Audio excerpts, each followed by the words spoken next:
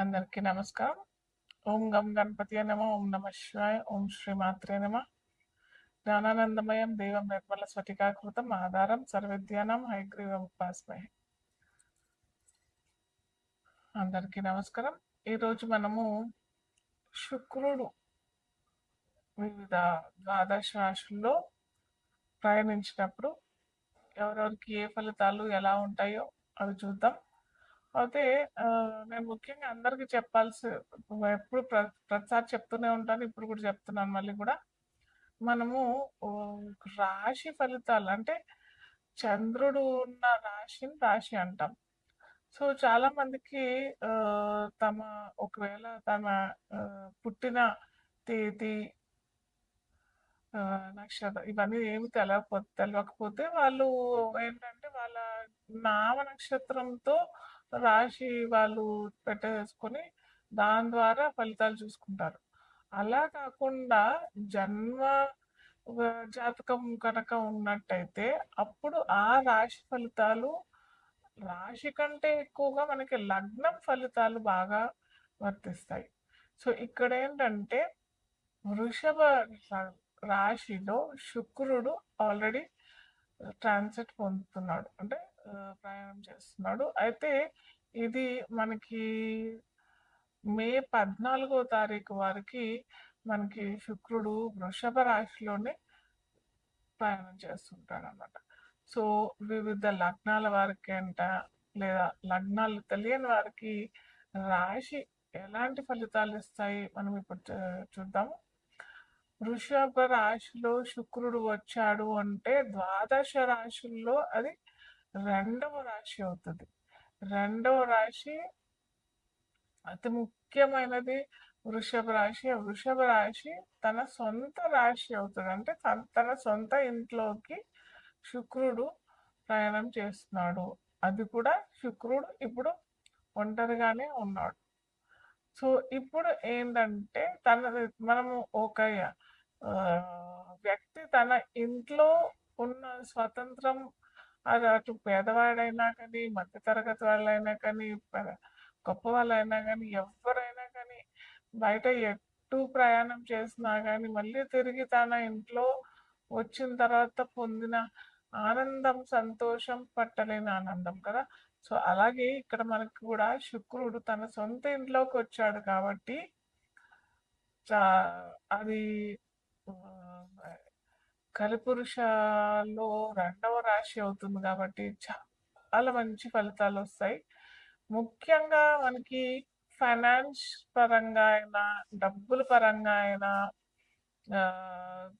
ఏమంటారు, వివాహ వివాహ సమస్యల్లో ఏమన్నా సమస్యలు వస్తున్నాయి అని అంటే, అటు దాంపత్య జీవితంలో ఎటువంటి ఇబ్బందులు వచ్చినా కానీ అక్కడ కూడా మనకి ఈ శుక్రుడు ఈ ట్రాన్సిట్ వల్ల, అంటే సంచారం వల్ల ఖచ్చితంగా మంచి ఫలితాలే వస్తాయి.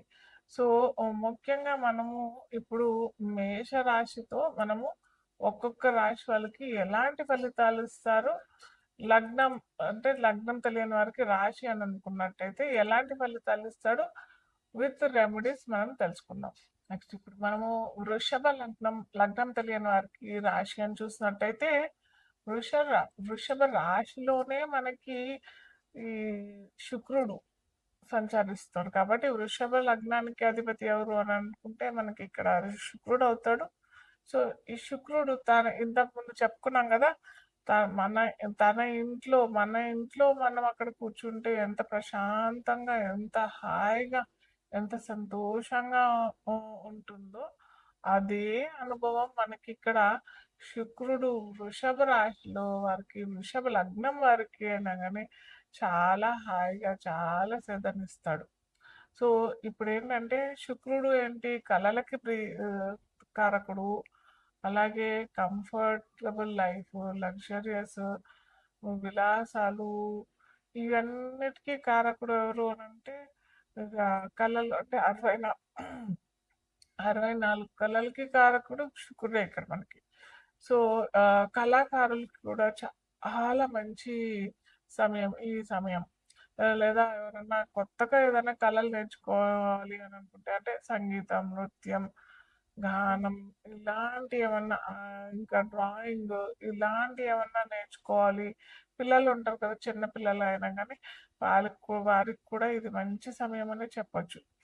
కళలు నేర్చుకోవడానికి, కళలు ప్రదర్శన చేయడానికి కొంతమంది అరంగేట్రం అని అంటారు కదా!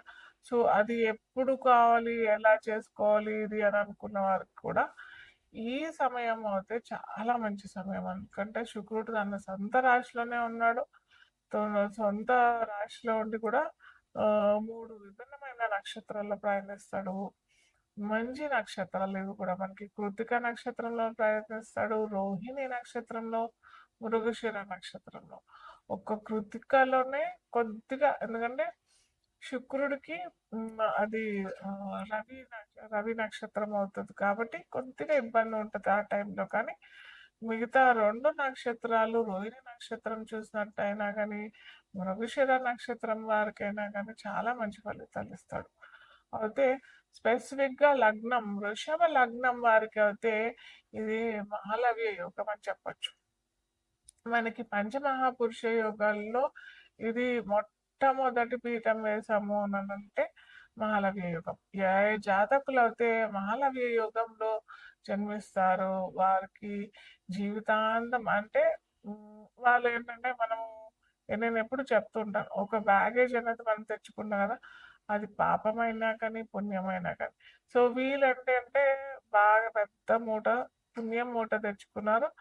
ఆ పుణ్యం మూట ఈ జన్మలో ఖర్చు పెట్టుకునేటట్టుగా అంటే పుణ్యాన్ని అంతా వాళ్ళు విలాసంగా విలాసమైన వస్తువులు అనుభవించడము ఇలాంటి ఆ, ఒక సిచ్యువేషన్లో పుట్టిన జాతకులు మహాలవ్య యోగం అని చెప్తారు. సో వీరికి కూడా ఇప్పుడు ఆల్రెడీ వాళ్ళ జన్మ జాతకంలో కూడా శుక్రుడు కనుక తన సొంత రాశి అయినా వృషభ రాశిలో అయినా లేదా తులా రాశిలో అయినా కానీ మిత్ర రాశుల్లో అయినా కానీ అంటే మిథున రాశిలో అయినా కానీ ఈ రాశిలో కనుక ఉన్నట్టయితే అలాగే ఇప్పుడు మనకి శుక్రుడు ఆల్రెడీ ఇందులో ట్రాన్సిట్లో నడుస్తున్నాడు కాబట్టి ఖచ్చితంగా కళల్లో వాళ్ళు చూడటానికి కూడా చాలా చక్కగా ఉంటారు. వాళ్ళ కళ్ళు అయినా కానీ చారడేస్ కళ్ళు అంటాం కదా, అలాంటి కళ్ళు, రింగు రింగులు జుట్టు, బ్రౌన్ హెయిర్ ఉంటుంది వాళ్ళకి. ఇన్ జనరల్గా వృషభ రాశి వృషభ లగ్నం వారికి శుక్రుడు చాలా మంచి పొజిషన్లో ఉన్నవారు కదా, ఇన్ జనరల్గా ఇలాంటి ఉంటారు.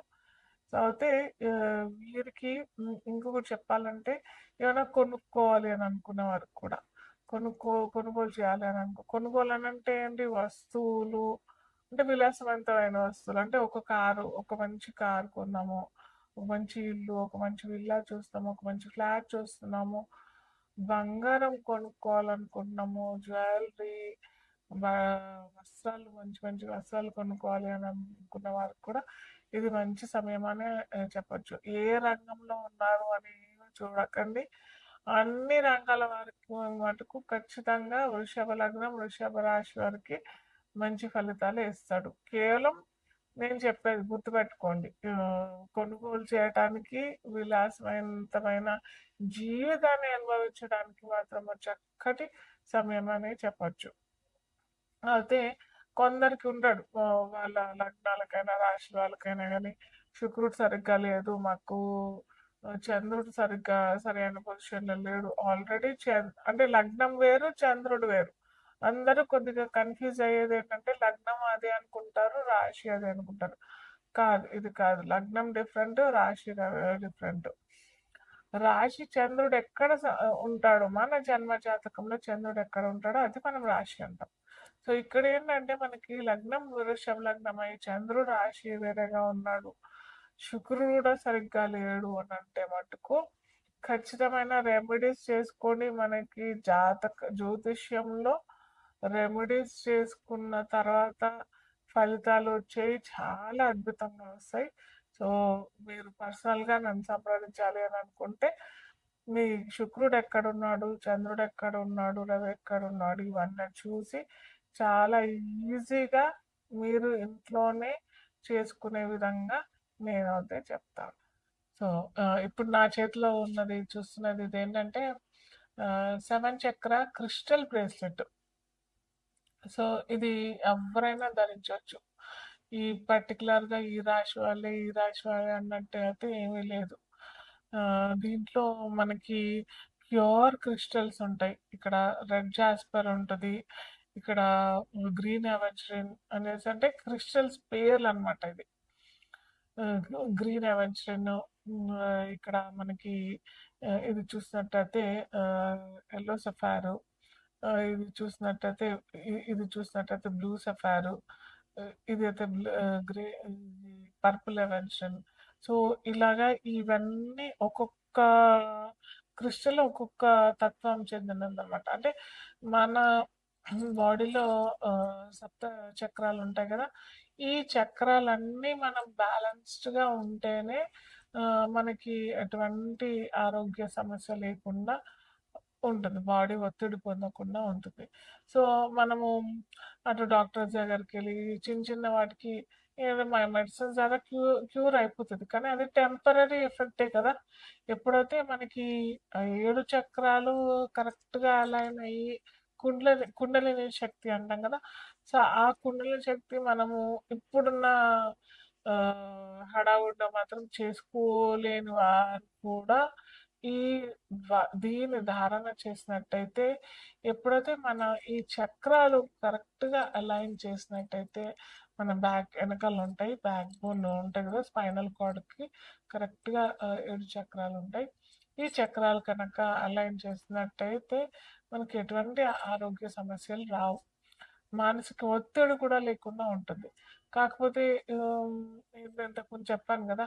ఆ చక్రాలు అలైన్డ్ ఎప్పుడు ఉంటాయనంటే, మనం ఆ చక్రాలు క్లీన్స్ చేసుకుంటేనే అవి సరిగ్గా ఉండి, వాటికి సంబంధించినయన్నీ ఆహ్, క్రియలు సరిగ్గా జరుగుతాయి. అవి కనుక ఎక్కడైతే అపశృతి జరిగినట్టయితే మనకి అనారోగ్య సమస్యలు చాలా మటుకు ఇప్పుడు అనారోగ్య సమస్యల కంటే ఎక్కువగా నా అనుభవంలో చూసిందేంటంటే depression, sleep disorders, plus ego, attitude, anger issues ఇలాంటియన్నీ ఎక్కువగా జరుగుతున్నాయి. సో, ఇవెందుకు అనంటే ఎప్పుడైతే మనకి third eye, crown chakra, root chakra, ఈ అంటే రూట్ చక్ర అంటే మూలాధార చక్రము. ఇలాంటి కొద్దిగా బ్యాలెన్స్ సరిగ్గా లేదు అని అన్నప్పుడే మనకి ఇలాంటి ఇబ్బందులొస్తాయి. సో, దానికి సరియైన మార్గం ఇది. ఈ 7 చక్ర. ఇప్పుడు నేను కూడా ధారణ చేస్తానిది. ఎందుకంటే నేను కూడా మనిషినే గదా! అన్ని రోజు ఒక 30, 40 కన్సల్టెన్సీస్ చేసి మళ్ళీ నేను స్పెసిఫిక్‌గా ఈ 7 చక్ర అలైన్‌మెంట్ వీటికి కూడా మంత్రాలుంటాయి. ఇవి లేకుండా మంత్రాలతో కూడా చేసుకోవచ్చు. కానీ దానికి ఒక అరగంట, గంట స్పెండ్ చేయాలి. సో, అలా చేయలేము మనము. అందరూ చేయలేరు గదా! అరగంట, గంట చేయాలి అనంటే యోగా చేసుకోవాలి, ఎక్సర్సైజ్ చేసుకోవాలి, దీనికి కూడా చేసుకోవాలి, టైం కేటాయించాలి అనంటే కొద్దిగా ఇబ్బందే కదా! సో, అలా చేసుకోలేము అని అనుకున్న వారికి ఇది మంచి పరిహారం. ఇది కనుక ధారణ చేస్తే మనకి క్విక్‌గా అవుతది అన్నట్టయితే నేను చెప్పట్లేదు. క్విక్‌గా ఎవ్వరికి ఏది జరగదు. క్విక్‌గా అయ్యేది మనకి లాంగ్ రన్‌లో రిజల్ట్స్ అయితే రావు. సో, ఇది స్లోగా మనకి అన్ని చక్రాస్ అలైన్ అయిపోతాయి. తప్పకుండా అందరూ వేసుకోండి. అద్భుతమైన ఫలితాలైతే వస్తాయి.